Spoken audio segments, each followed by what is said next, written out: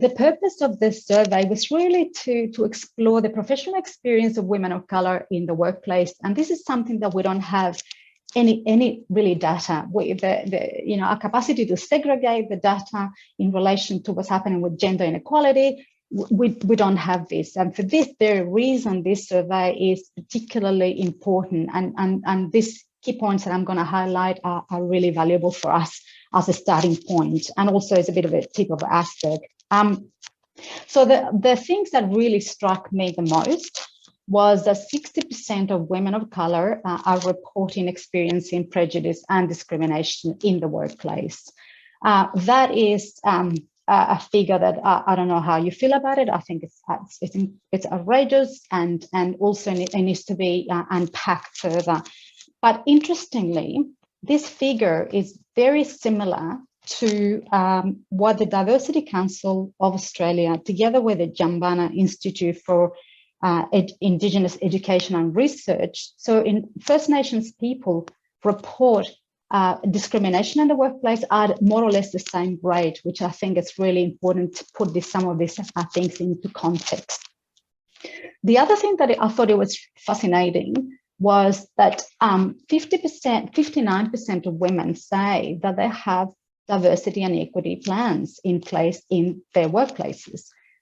So the question obviously is, what are these diversity and inclusion plans doing if 60% of women are feeling discriminated in the workplace? So that I'm hoping that the panel would pick that in specific. What are these plans doing or not doing, and how they need to be improved, and who needs to be sitting perhaps at the table. I've seen a few of equity and diversity plans, and what I found fascinating that the rhetoric, it's all aspirational, and you can't quite, it's all good. And however, the strategies don't seem to match up to the aspirational. Now, the other thing that I thought it was interesting, 72% of the respondents were women in the age bracket of 25 to 44.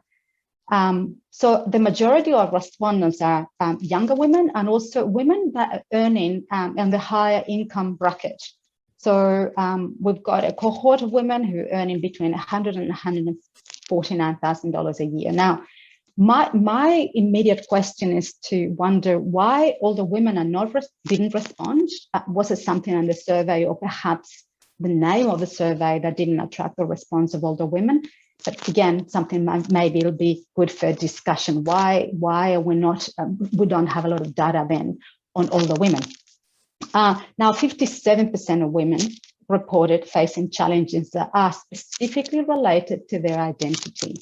So we've got women in the workplace whose identity, some of us perhaps, have been trying or to approximate to whiteness to be able to operate and to be able to be accepted in the workplace. And obviously, this is not acceptable. Yeah, we want women in the workplace who can bring all of themselves into workplace. Like for me today, it's really quite special because it's very rare to be talking to a public where my exotic looks, my funny accent is actually embraced, and I know that I thank you, because I feel understood in this group among you all.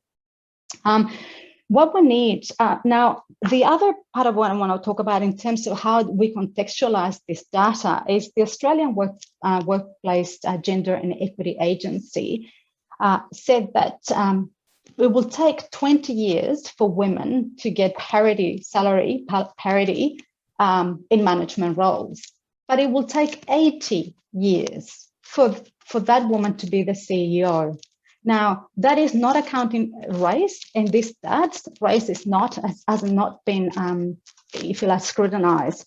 So we really need a much more intersectional lens to be able to look at this issue, obviously, and we need to disaggregate the data. But this is the beginning. I like to think that we'll be able to do this every year, so we can really begin to build a picture for the future.